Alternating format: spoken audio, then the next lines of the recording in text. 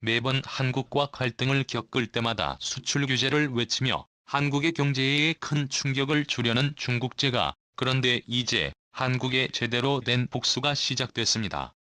지금까지는 중국이 사드보복을 핑계로 중국 내에서 한국산 제품 불매 운동을 펼치는가 하면, 중국에 있는 한국마트들을 중국 당국이 갑자기 소방점검을 이유로 문을 닫게 하는 비열한 방법들을 총동원했습니다. 이뿐만이 아니라 중국에 들어오는 한국산 제품들에 대한 통관 기준을 예고도 없이 대폭 높이는 바람에 한국은 1년 만에 21조 원이 넘는 피해를 입었습니다. 여기에 최근 요소수에 이어 한국이 중국에 99 의존하고 있는 염화 칼슘까지 수출 규제를 할 수 있다며 한국에 위협을 가하고 있는 중국. 이것이 과연 이웃 국가인지 주적인지 의심이 가게 만들 정도로 황당한 외교 정책을 펼치고 있습니다. 자, 그런데 지금의 한국은 10년 전 중국에 끌려다니며 말로만 깊은 유감을 표한 더 강하게 항의하겠다라고 외치며 아무런 조치도 취할 수 없었던 한국이 아닙니다. 지금의 대한민국은 우리가 상상했던 것보다 너무나 강력했습니다. 국내 한 언론사의 보도에 따르면 이틀 전 청와대가 주요국의 대중국 의존도를 비공개로 파악한 사실이 알려졌습니다. 현재 한국이 중국에 의존하고 있는 품목들을 철저히 조사하는 동시에 미국과 유럽 등 주요국들은 이러한 문제를 어떻게 관리하고 있는지 비교 분석한 것입니다. 이번 조사가 극비로 이루어지고 있는 선 중국과의 외교 관계가 급격하게 악화되기 전에 미리 대책을 세워놓겠다는 청와대의 강한 의지로 해석할 수 있는데요. 1차장 산하안보국방전략비서관실이 주도한 보고서에는 각국이 외교 경제 분야에서 중국과 어느 정도로 밀접하게 연관돼 있는지 한 내용이 담긴 것으로 알려졌습니다. 또 각국 정부가 대중 정책을 어떤 방향으로 수립했고 이런 과정이 우리 정부에 무엇을 시사하는지도 포함된 것으로 전해졌습니다.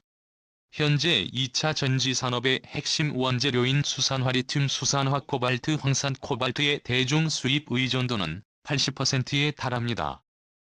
보고서에는 각국이 이런 핵심 원료의 수입 경로를 어떻게 다변화했는지에 대한 분석도 담겼다고 합니다. 청와대는 국가안보와 이익을 해치고 정책 결정 업무에 영향을 미칠 수 있다며 해당 보고서 내용을 공개하지 않았습니다. 중국을 자극할 수 있다는 우려 때문인데요. 특히 요소수 등 산업 분야를 담당하는 정책실이 아닌 외교를 전담하는 안보실의 연구를 주도한 것은 무역과 경제뿐만 아니라 외교적 측면에서 한국 정부가 앞으로 중국을 대하는 태도에 엄청난 변화가 있으리라는 것을 암시하고 있습니다. 자, 그런데 이렇게 한국이 중국의 보복을 두려워하지 않고 강력한 대책을 추진 중임에도 중국이 아무런 대응도 하지 못하는 데는 이유가 있었습니다. 미국이 G7에서 일본을 빼버리고 한국을 넣을 수도 있다는 폭탄 발표가 나온 데 이어 미국과 대만 일본으로 구축됐던 반도체 동맹을 미국 대만 한국으로 바꿀 수 있다는 충격적인 소식까지 전해졌기 때문입니다. 최근 미국 정부는 시스템 반도체 회사 메거나칩을 인수하려던 중국계 사모펀드를 제재하며 결국 매각을 무산시켰습니다. 미국, 한국, 대만의 반도체 최강 조합을 결성하는 동시에 중국의 그 어떤 역전의 빌미도 주지 않겠다는 강력한 의지로 풀이되고 있는데요. 메그나집은 수개월간 노력했으나 미국 측으로부터 인수합병 승인을 받지 못해 계약을 종료한다라며 한국산업통상자원부에 제출한 합병 관련 승인 신청서도 철회할 이라고 설명했습니다. 미국 정부는 중국계 사모펀드의 마그나칩 인수에 대해 국가안보에 위험이 된다라는 명분으로 반대했는데요. 매그너칩의 반도체 기술이 중국에 넘어가며 미국 국가안보에 위협이 된다는 것입니다. 매그너칩은 과거 하이닉스 반도체, 현재 SK하이닉스의 전신에서 분사된 시스템 반도체 기업으로 미국 시티그룹 벤처캐피털이 인수하면서 현재의 이름으로 바뀌었습니다. 마그나칩은 자사 주식 전량을 와이즈로드 캐피털에 1조 500만 800억 원의 약 14억 달러에 매각하기 위한 계약을 체결했다고 3월 발표한 뒤 매각 작업을 벌여왔습니다. 매그너집은 한국에서 회사를 운영하지만 뉴욕 증권거래소에 상장돼 있어 미국 CSIES의 심사를 받아야 했습니다. 매그너칩 역시 중국으로 기술 유출은 절대 없을 것이라고 선을 그으며 올해 5월 5천억 원 규모의 한국 투자 계획을 발표했습니다.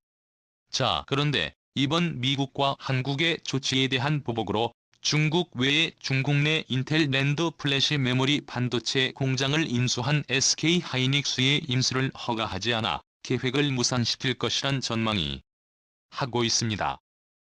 미국과 유럽 등 모든 나라들이 이미 수개월 전 10조 원에 달하는 SK 하이닉스의 인텔랜드 부문 인수를 승인했는데요. 중국만 아직까지도 승인을 하지 않고 시간을 질질 끌고 있는 가운데 이번에 한국에 위치한 매끈한 칩을 중국이 사지 못하도록 조치한 것을 맞불 작전으로 중국이 보복에 나설 것이라는 겁니다. 자, 그런데 세계 최강국 7개국 모임 G7이 일본을 빼버리고 한국을 G7에 포함시키겠다라는 폭탄 발표가 나오자 중국은 망연자실해하고 있습니다. 한국의 G7에 포함되며 더 이상 중국은 한국에 밥 먹듯이 해오던 수출 규제를 통해 경제적 타격을 줄 수 없을 뿐만 아니라 부당한 이유로 한국을 도발하는 순간 잃는 코 G7과의 전면전을 의미하기 때문입니다. G7에 현재 일본 대신 한국을 넣어야 한다는 움직임이 본격화되는 이유는 한국이 모든 측면에서 일본을 압도하고 있기 때문인데요. 세계 최고의 투자은행인 골드만 삭스는 2050년이 되기 전에 한국은 일본과 대부분의 주요 선진국을 앞지를 것이다라고 예고했습니다. 최근 이런 골드만 삭스의 예고가 적중하며 2050년이 되기 위해 30년 남았음에도 한국은 일본을 압도하기 시작했습니다. 이는 심지어 일본의 전문가들도 인정하기 시작했는데요.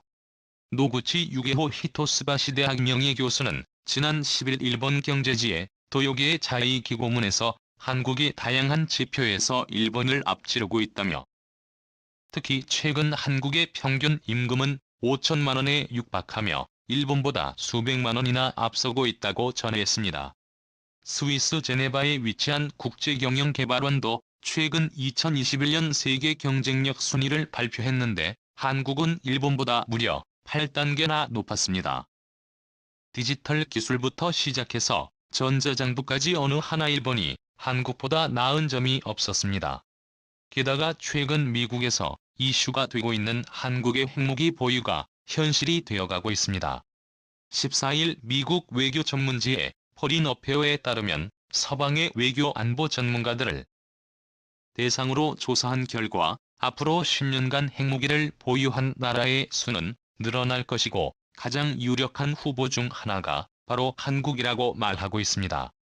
조은철 머지 조지 타운대 교수는 가장 유력한 후보는 한국과 대만인데 대만은 중국의 압박 때문에 쉽지 않을 것이다.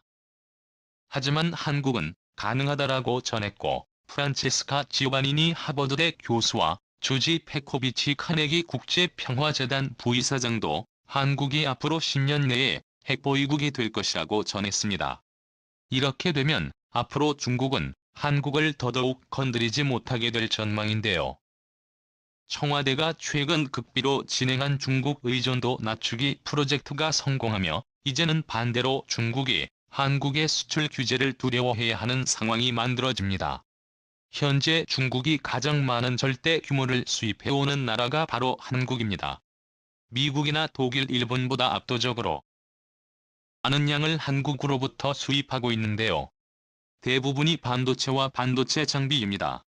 그동안 중국도 반도체의 자립을 위해 정부 차원에서 수백조 원을 들여 반도체 회사를 키워왔지만 한국산에 비해 퀄리티가 압도적으로 낮다 보니 저가형 스마트폰이나 형 가전기기에 사용할 수 있기에 프리미엄 제품에는 무조건 한국산을 사용하고 있습니다.